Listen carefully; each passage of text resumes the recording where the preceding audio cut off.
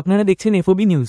FOB news মানে আপোষহীন স্বচ্ছতা। পূর্ব বর্ধমানের ঐতিহ্যপূর্ণ হল, যে মিটিং হলে বহু নামি নামি রাজনৈতিক ব্যক্তিত্ব, প্রশাসনিক ব্যক্তিত্ব একসময় সহকার্য যোগদান করেছিলেন। সেই ঐতিহ্যটাকে আজকে আমরা পুনরায় সংস্কার করা হয়েছিল কিছু চেঞ্জেস এনে। সেটাকে আজকে আনুষ্ঠানিকভাবে উদ্বোধন করলেন পশ্চিমবঙ্গ সরকারের মাননীয় মন্ত্রী। গোল টেবিল সভাকক্ষের পুনর্নির্মাণ এবং শুভ উদ্বোধন। পূর্ব বর্ধমান জেলা পরিষদের দ্বিতীয় তলে অবস্থিত ঐতিহ্যবাহী এবং স্মৃতি বিজড়িত গোল টেবিল সভাকক্ষকে পুনরায় সংস্কার করার পর আজ সেটির শুভ উদ্বোধন করা হল। উদ্বোধন করলেন রাজ্যের মন্ত্রী প্রদীপ মজুমদার।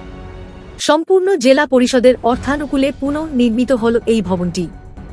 উপস্থিত ছিলেন জেলা পরিষদের সভাধিপতি শ্যামা প্রসন্ন লোহার, সহকারী সভাধিপতি গার্গী নাহা, জেলা পরিষদের জনস্বাস্থ্য কর্মাধ্যক্ষ বিশ্বনাথ রায়, জেলা পরিষদের মেন্টর শেখ মোহাম্মদ ইসমাইল সহ সকল কর্মাধ্যক্ষ ও কর্মীবৃন্দ। সভা চলাকালীন রাজ্যের মন্ত্রী প্রদীপ মজুমদার বহুবার কেন্দ্রের বঞ্চনার কথা তুলে ধরেন।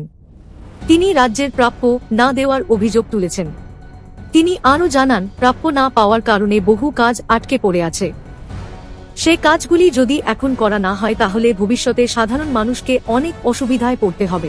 আমরা সবাই অনেক প্রতিকূল অর্থনৈতিক অবস্থার ভেতরে আমাদের বিভিন্ন পরিষেবা মানুষের কাছে পৌঁছে দেওয়ার চেষ্টা চালাচ্ছি এবং ত্রিস্তরীয় পঞ্চায়েতের মাধ্যমে আমরা যা যা করব, কেন্দ্রীয় বঞ্চনা সত্ত্বেও আমরা জানি প্রায় 1,98,198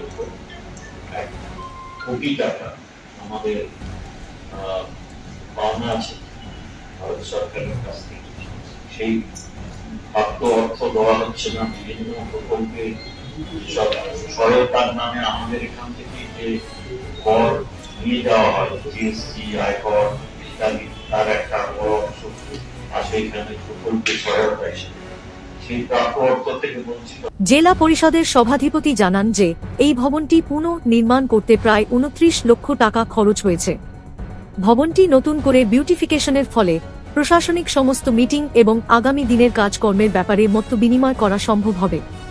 জেলা পরিষদের মিটিং হল, যেটা গোল টেবিল নামে পরিচিত, বর্তমানের ঐতিহ্যপূর্ণ হল, যে মিটিং হলে বহু নামি নামি রাজনৈতিক ব্যক্তিত্ব, প্রশাসনিক ব্যক্তিত্ব একসময় সহকার্য যোগদান করেছিলেন। সেই ঐতিহ্যটাকে আজকে আমরা পুনরায় সংস্কার করা হয়েছিল কিছু চেঞ্জেস এনে। সেটাকে আজকে আনুষ্ঠানিকভাবে উদ্বোধন করলেন পশ্চিমবঙ্গ সরকারের মাননীয় মন্ত্রী প্রদীপ মজুমদার মহাশয়। তবে মাঝখানে অনেকবার বঞ্চনার কথা বললেন, নানান রকম বঞ্চনার ক্ষেত্রে অনেক কথা উনি বলেছেন। কি মনে হয় স্যার? বঞ্চনা কেন্দ্রীয় সরকারের বঞ্চনার কথা বলছেন বারবার, যেটা পশ্চিমবঙ্গবাসীকে বঞ্চিত করছে। দেখছেন বিভিন্ন সরকারি কাজ, বিভিন্ন প্রজেক্ট আমরা থমকে যাচ্ছি। আজকে ধরুন 100 দিনের কাজের টাকা বন্ধ, যেটা হলে কি হয়, আমরা বিভিন্ন পরিষ্কার পরিচ্ছন্নতাতে বেশিরভাগ যোগ দিতে পারি।